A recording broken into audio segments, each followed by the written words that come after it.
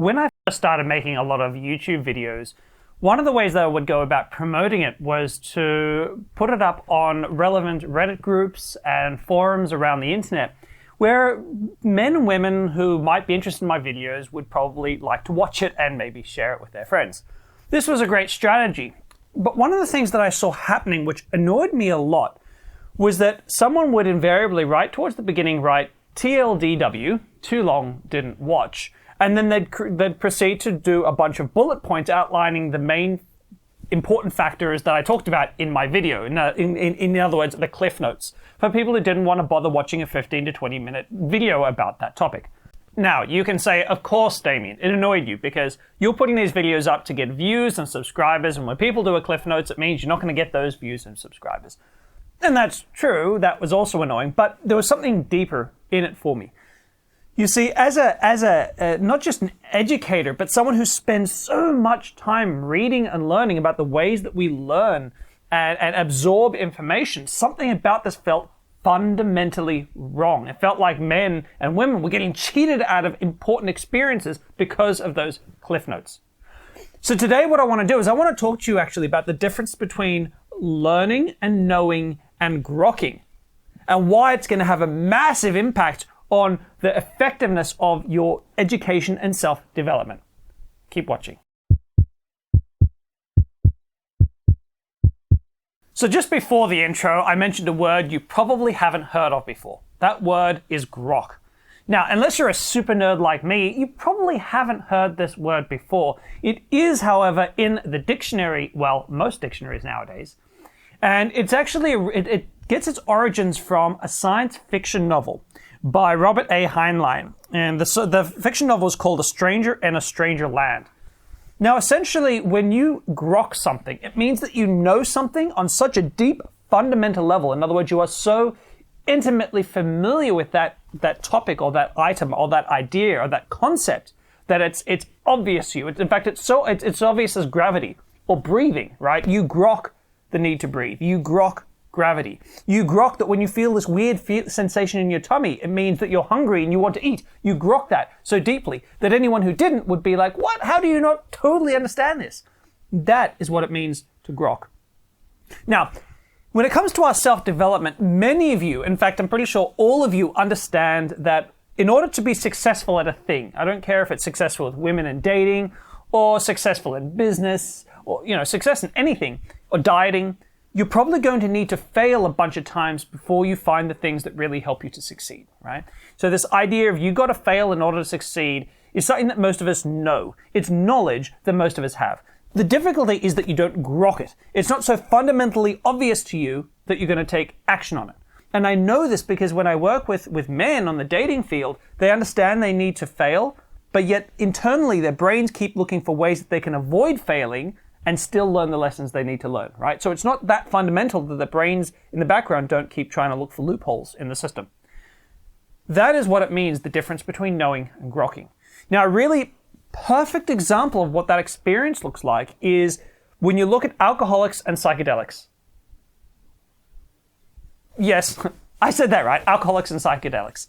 You see, since the 1960s, we have known that psychedelic therapy, that is the usage of psychedelic drugs that make you trip balls, like LSD or magic mushrooms, seem to be highly effective in a therapeutic sense to help alcoholics stop drinking. So what does this experience look like? Well, our understanding of how psychedelics work and why is still growing. It's still at its early stages, but this is what the experience looks like, or feels like to an alcoholic. So the alcoholic goes in because they either want to quit drinking, but they can't. And this might be the experience. They'll say, well, I suddenly saw a whole bunch of people around me and I realized that they were my friends, my close friends and family. And we were at a party. And here on the table was a whole bunch of really gross, almost charred black cookies were on the table. But for some reason, even though they looked horrible and gross, people were eating them. My friends and family were eating these disgusting, gross cookies. They just made me sick to look at. And indeed, every time a family member would eat one of these cookies, their skin would darken in a really sickly brown way, and they would age. I could see them visibly aging in front of my eyes and getting sicker and older. And every cookie they eat, they get sicker and they get older. And I was freaking out because these are the people that I love so deeply. And so I would rush in and try to stop them from eating the cookies. But every time I tried that, they'd look at me and they'd say to me, you know what? I've done some really horrible things in my life. And even though these cookies are bad for me, they help me atone for the terrible things that I've done.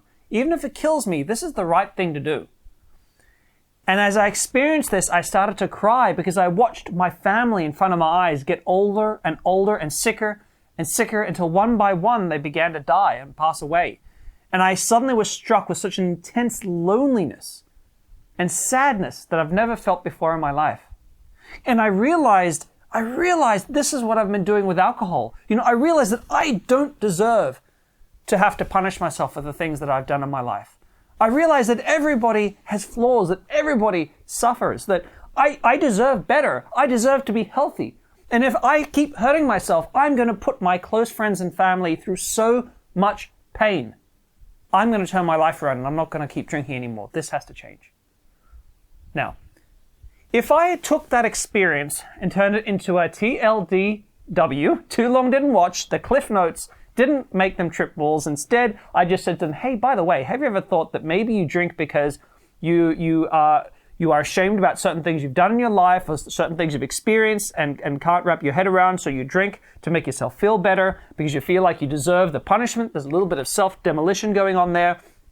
And by the way, if you die, your friends and family are going to be super sad about it. How many people do you think are going to suddenly, magically stop being alcoholics if I just told them that?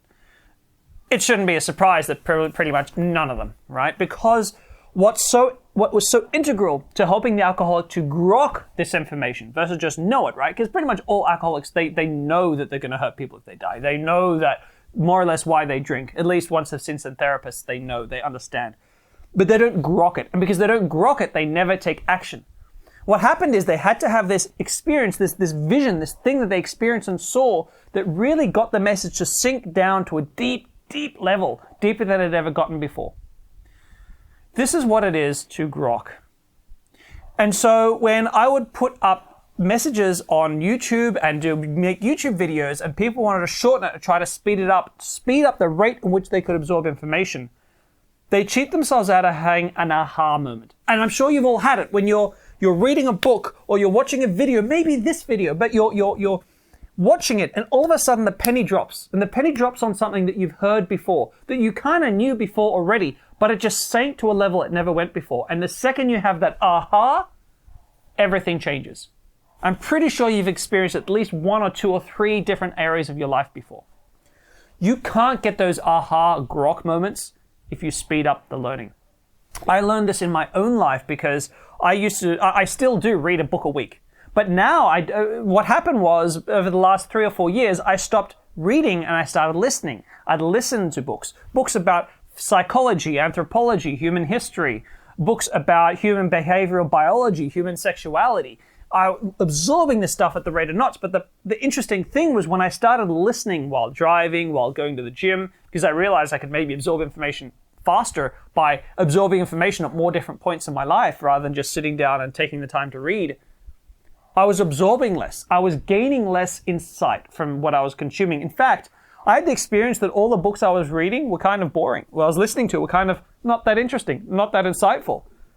I thought, well, maybe I've just heard and read everything already before. No. What was happening was that by trying to cram as much information into a shorter period of time by listening while I was doing other tasks to try to save time, what I was doing was I wasn't grokking things anymore. I was just learning facts, and I already knew most of the facts. It's hard to give me a fact I don't know about human behavior, but there's plenty that I still don't grok. And that was the difference. I wasn't having that fundamental experience anymore. So I made this video because I don't want you listeners not just to try to speed up what you consume from me, but I want you to slow down purposely the education you're receiving when you're trying to improve in different areas of your life. If you're trying to be more successful financially, if you're trying to get out of an emotional rut, I don't care if it's in dating and relationships or whatever it is. If you're trying to self-improve, you need to slow that stuff down, like right down. I know it's going to hurt, but start reading a chapter or 2 of a book a week, right? Slow it down as much. Every person's going to be a different rate, but you need to slow down that absorption. You need to be willing to read the stories and read the experiences of the people who have written and trying to educate you, because most educators understand you need a story. We understand you need to hear the same thing over and over again from different angles, so that as many of you experience the aha moment as possible. So what do you think? Have you experienced this before? Have you had those aha moments? What were they? Let me know in the comments below. I'd love to know what you thought about this video. Did this video give you an aha moment? If it did, please let me know. Give me a thumbs up and subscribe, because I want to help. That's been my mission, to help as many men as possible to have their aha moments and really make a massive change in their lives. As always, if you like this video, yes, subscribe, give me a thumbs up. Click the little bell icon so you know when my next videos are coming out. I'm Damien. Take care of yourselves in this crazy period right now, and I look forward to seeing you in my future videos.